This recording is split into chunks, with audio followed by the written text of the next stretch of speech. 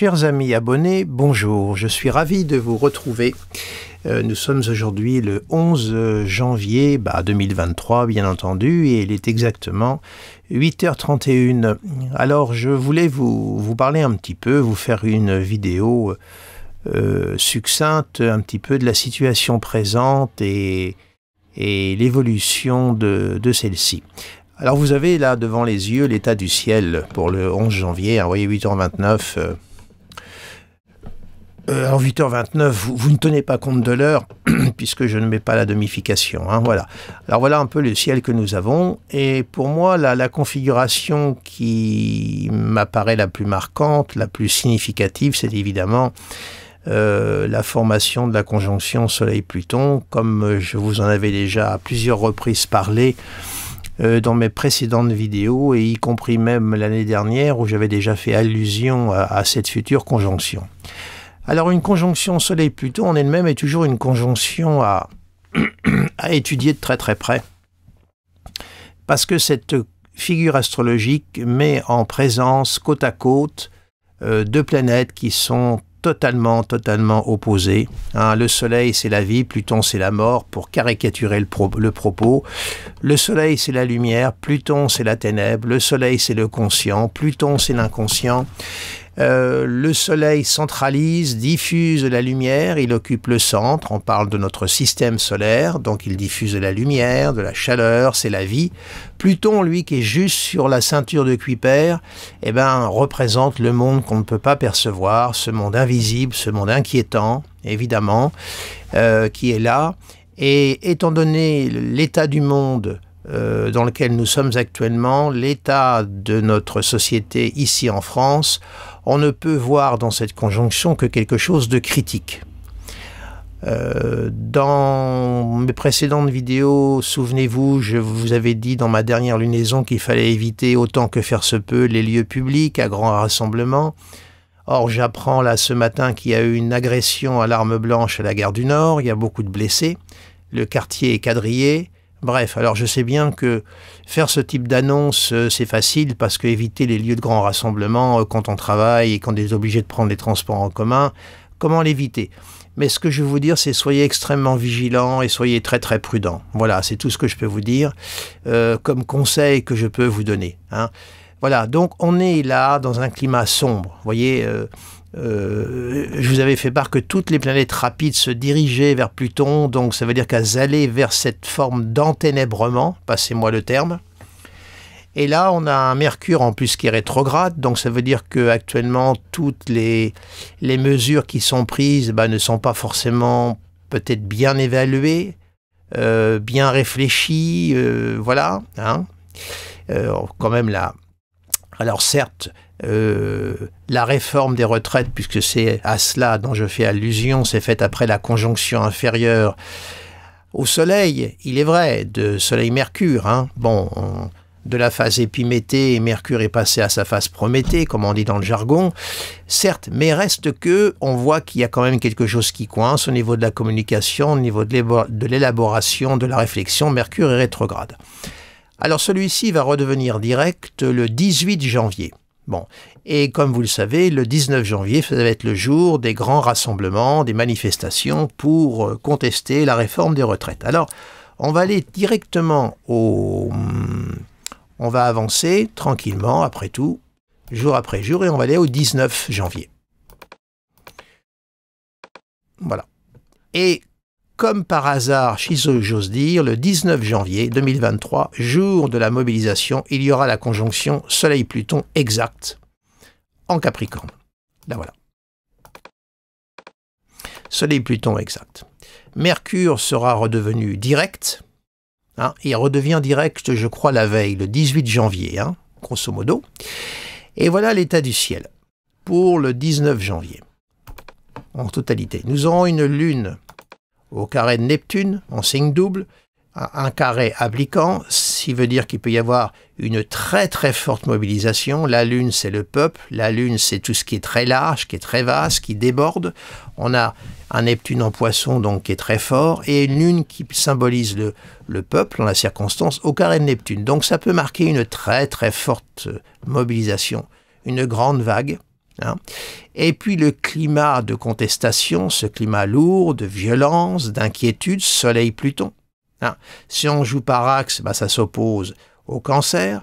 Le Cancer, c'est le signe de la famille, le signe de la vie intime. Il y a une grande inquiétude de toutes parts actuellement, comme je vous l'avais dit précédemment.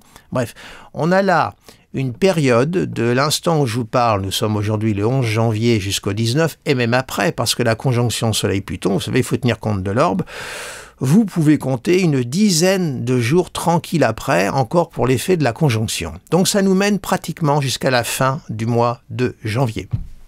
Donc on est là dans une période très tendue, une période quand même à risque.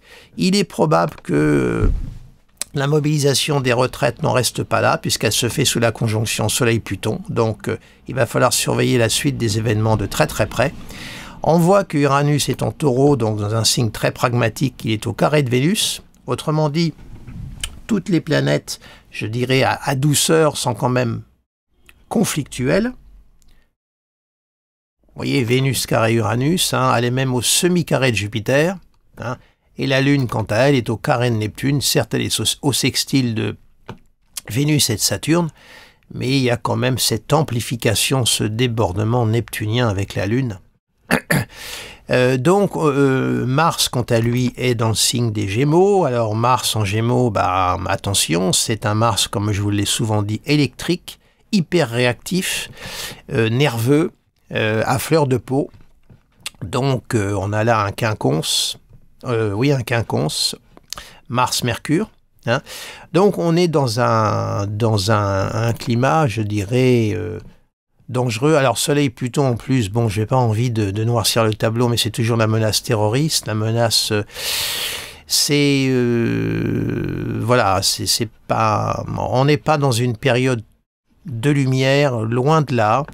J'ai pas envie de noircir mon propos, comme vous le savez davantage, parce que ça ne sert à rien.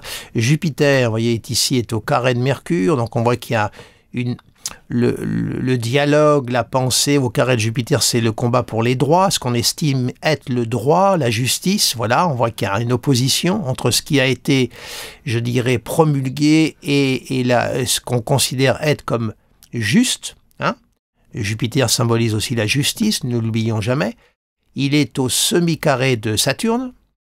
Hein. Donc on voit que ça coince. Là, c'est l'ordre et la justice. Hein. Donc on voit qu'il y a quelque chose qui ne fonctionne pas. D'autre part, on a également une chose que je voulais vous montrer, c'est qu'on a toujours...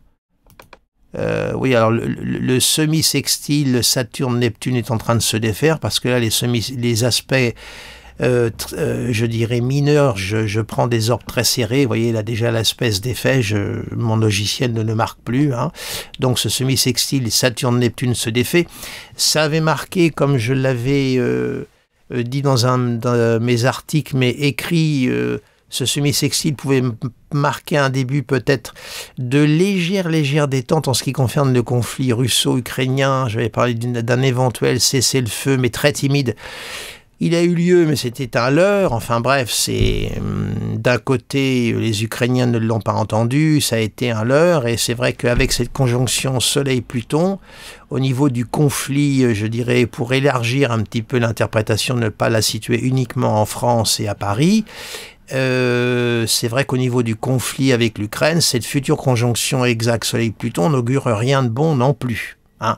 Ça augure une accentuation de la guerre avec des conséquences qui peuvent être désastreuses. Hein. Donc, on est dans un moment là actuellement qui n'est pas rose. Alors que vous dire, écoutez, cultivons chacun de notre côté, dans notre propre jardin, ce qui nous est beau, ce qui nous est cher. Protégeons-nous. Ça se passe quand même dans le signe du Capricorne, sous la maîtrise de Saturne, hein, donc tout ça est très lourd, très dense, très fort. N'oublions pas que Saturne, c'est aussi la planète qui marque l'histoire. Hein. Donc on est à un moment de notre histoire, je dirais, mondiale, collective, qui est critique. Alors renforçons tout ce qui concerne nos points forts, nos passions, cultivons notre jardin. Ça ne veut pas dire que je prône l'individualisme et l'isolement, mais essayons de de cultiver la beauté de notre côté, parce que c'est pas le monde extérieur qui va nous l'apporter, hein, franchement. Alors cette conjonction Soleil-Pluton ensuite sur un autre plan d'analyse, elle est très bonne évidemment pour tout ce qui est lié aux investigations, la vie intérieure, la méditation, les réflexions d'ordre métaphysique, bien entendu sur un plan plus personnel. C'est une très bonne configuration, c'est une configuration psychanalytique. On essaye d'éclairer les profondeurs de la psyché, on essaye de forer. Alors c'est une bonne configuration pour commencer une étude sur soi, une analyse, voilà. Mais reste que l'individuel, vous savez, est complètement pris comme une mouche dans la toile d'araignée du collectif. Voilà. Et on peut difficilement y échapper, on peut difficilement faire la politique des trois singes, hein. Je ne vois rien, je ne dis rien, je n'entends rien. Tout ceci est pratiquement impossible. Ou alors il faut avoir une capacité de déni et d'abstraction absolument monumentale. Donc voilà la petite note que je voulais vous faire. Je ne vais pas la faire plus longue parce que je n'ai pas envie d'en rajouter dans la cour, comme je dis.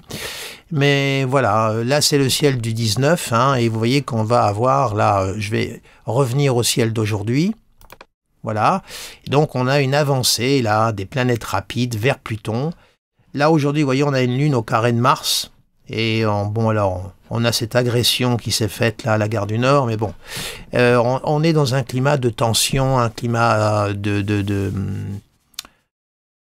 un climat difficilement respirable. Donc il faut chercher l'oxygène ailleurs et en nous-mêmes. Voilà, je vais arrêter ici cette courte vidéo.